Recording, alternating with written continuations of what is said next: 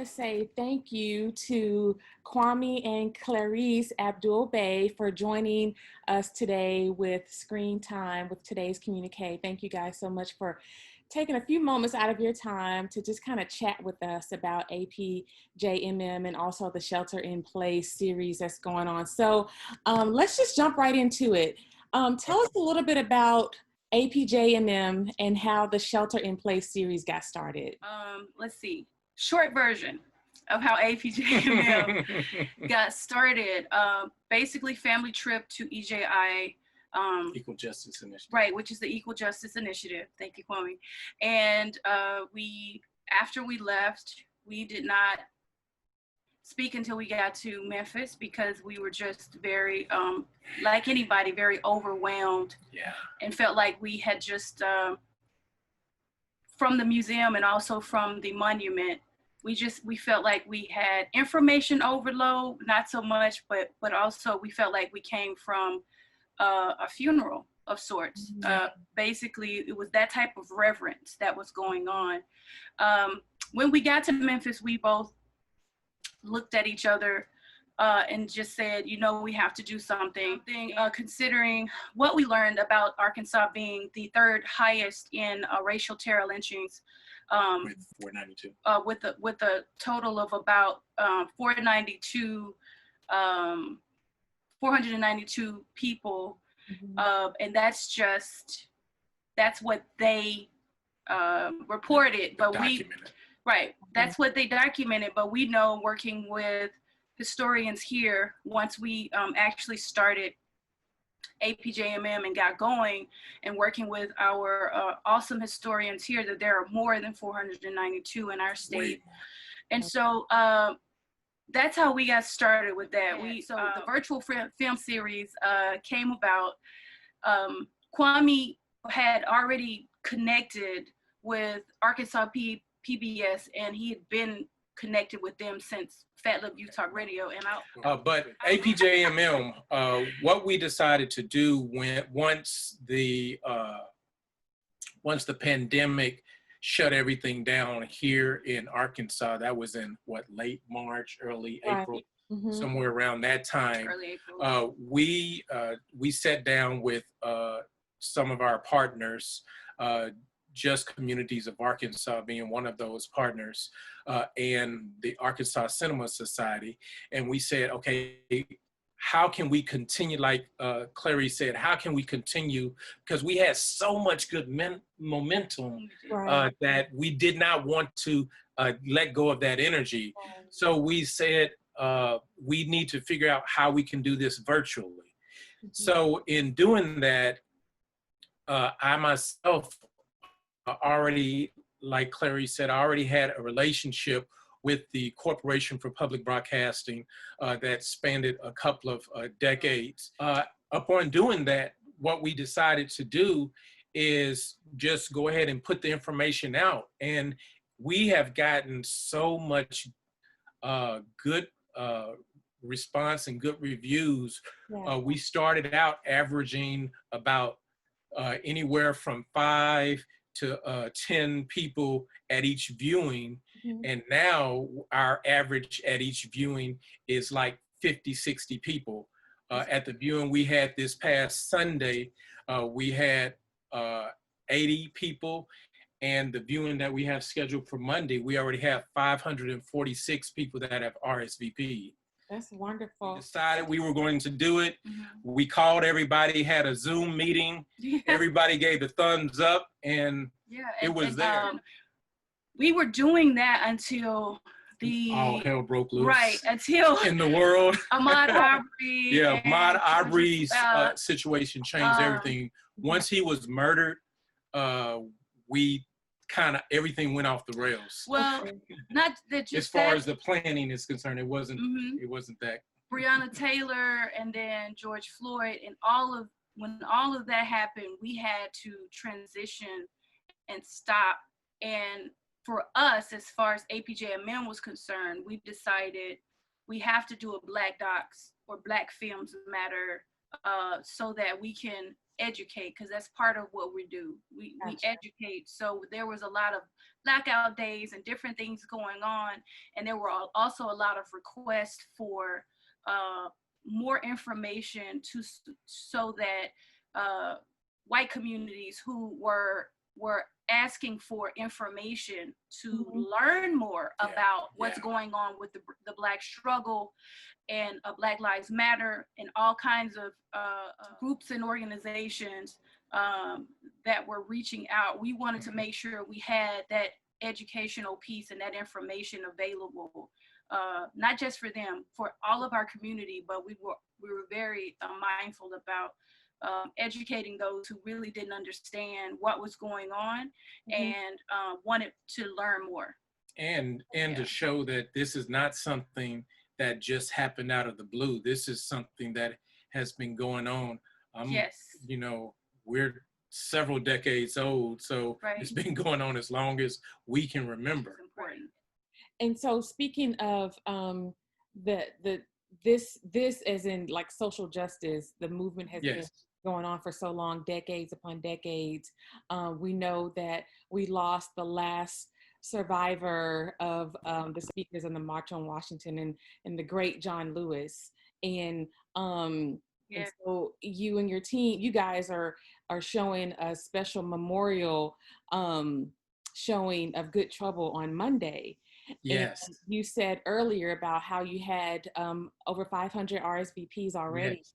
And so in choosing to make that your next feature, did you, were you already prepared for the RSVPs that you've gotten? Or was this just like, oh, we know that we're going to get a massive amount of people who want to tune in to view Good Trouble? Or what was the thinking behind that? Yeah, it wasn't really even a thought. We wanted to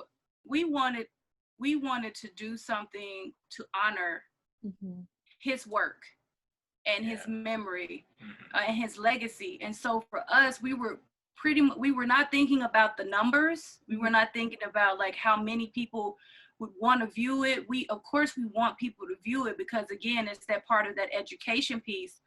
But we never thought about like, okay, well, we have this many, let's hope that we get this many. We don't ever go into it that way. We just hope that we get people who are interested in the education of it. And for us, it was let's do something in his honor and his memory and let's show people what, you hear about it and people hear about it and go, oh, you can easily Google. Right. But it's great to watch a documentary that has everything included that kind of shows the span of his and breadth of his work. So for us, that's where our thought process was, and not necessarily numbers. An example of that for this particular film, the day we learned, we're sitting there watching the news and we learned about his going home, and Clarice immediately said, we need to do something. We need to find something to show, and we need to do something to honor his memory. And so that left me for the next several hours thinking, okay, well, what do we need to do? So I'm scanning, and first I was looking for an older film that we could easily obtain because I was aware of Good Trouble because Good Trouble just came out like 3 weeks ago. Right. It just debuted 3 weeks ago. So I was looking for an older film, but every time I went to the older films, they had articles where they were comparing the older film to Good Trouble. So I just finally, I'm saying, let me just go and see if I can get Good Trouble. So I went to access the film and there was a thumbs up and I'm like, let's do it. So things happen for a reason, for sure. Yeah. Yes. And so with that, have you ever, what is the feedback been like with all of the documentaries and movies that you guys have shown thus far? Are people like, do they make special requests? Would you guys show XYZ movie and, oh, by the way, I saw this documentary, how about doing this one? Do you get comments like that? Yes, we do. The feedback is pretty much family. You know, when you're sitting and you're watching a good film with your family, and after the film, you sit and talk for a couple of minutes about what you saw. You actually have the ability to do that. In the OV platform, there's a chat box where you can speak during the film and after the film. On Friday night, the film ended, and 20 minutes later, we were still chatting with each other, right, talking about different aspects of the film. So there's a lot of people that are really excited about what we're doing. We now have there's about 36 people who have been to every single screening. So when they come on, they say, hello, how you doing? So we all know who they are because we know their avatars. Okay.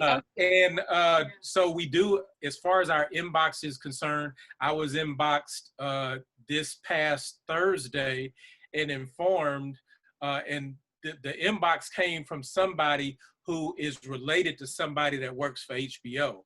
Okay. And they said, hey, HBO is getting ready to open up their archives of Black-oriented films that you might want to tap into. Oh, wow. So, you know, I looked that up, and I was able to get some titles that we can do in August and September.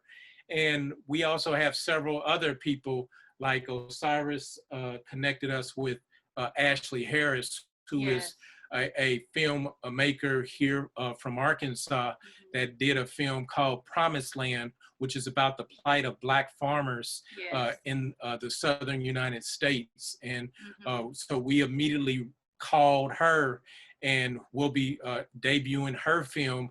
First time it's ever been shown publicly. We'll be doing that, I think, the 3rd or 4th week of August. Yes. Oh, wow. Wow. So that's breaking news. Yes, we were also contacted by, and Kwami, you will probably remember her organization and name, but this was this was maybe about a month ago, and it was a live showing for Fannie Lou Hamer. It was a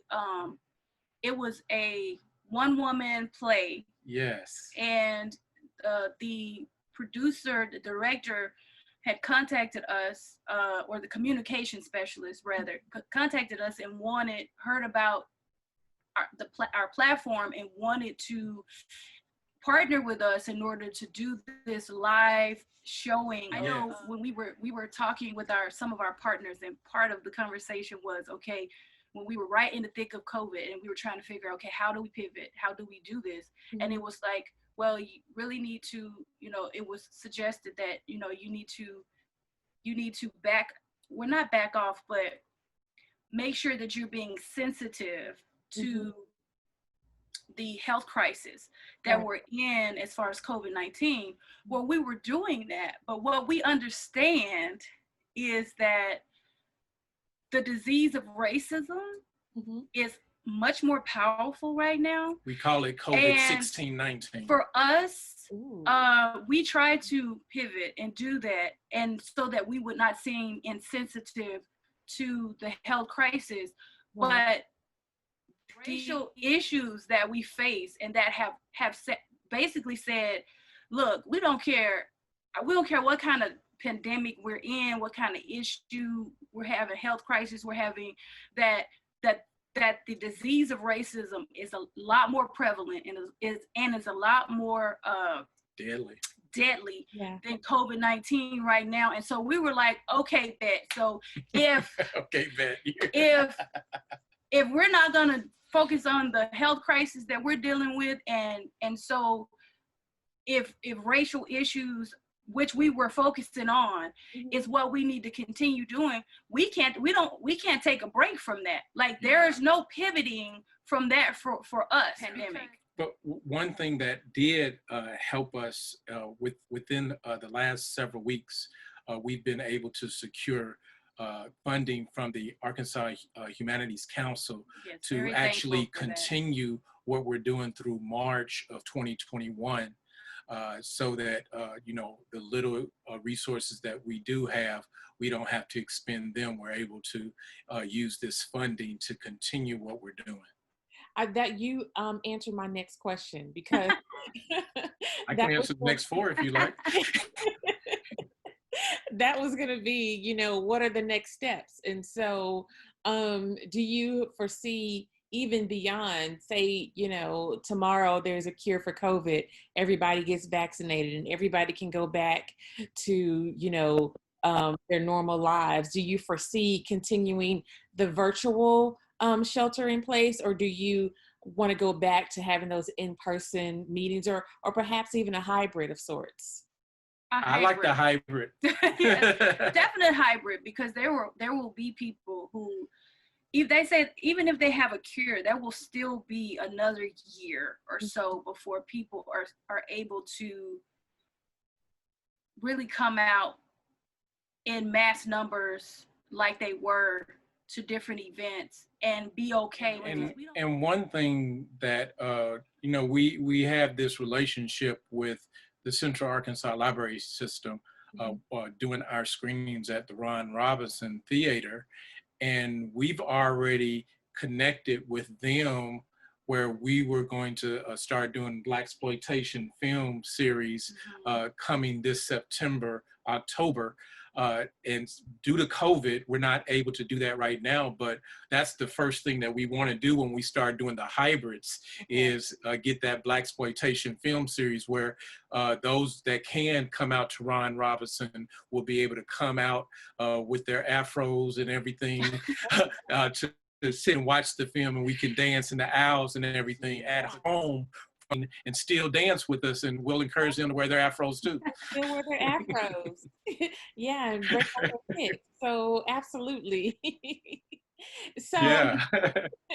so I want to say thank you to both of you guys for even brainstorming and birthing this idea. It has been so impactful for a lot of people.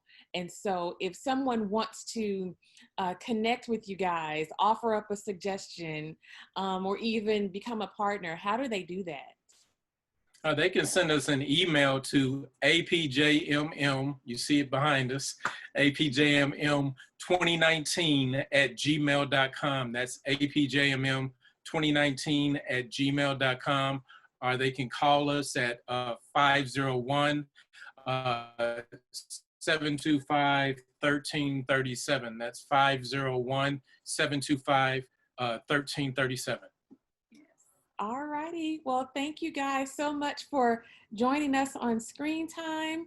And we will see you on Monday for the airing of Good Trouble. Indeed. Thank you. Thanks, Kenya.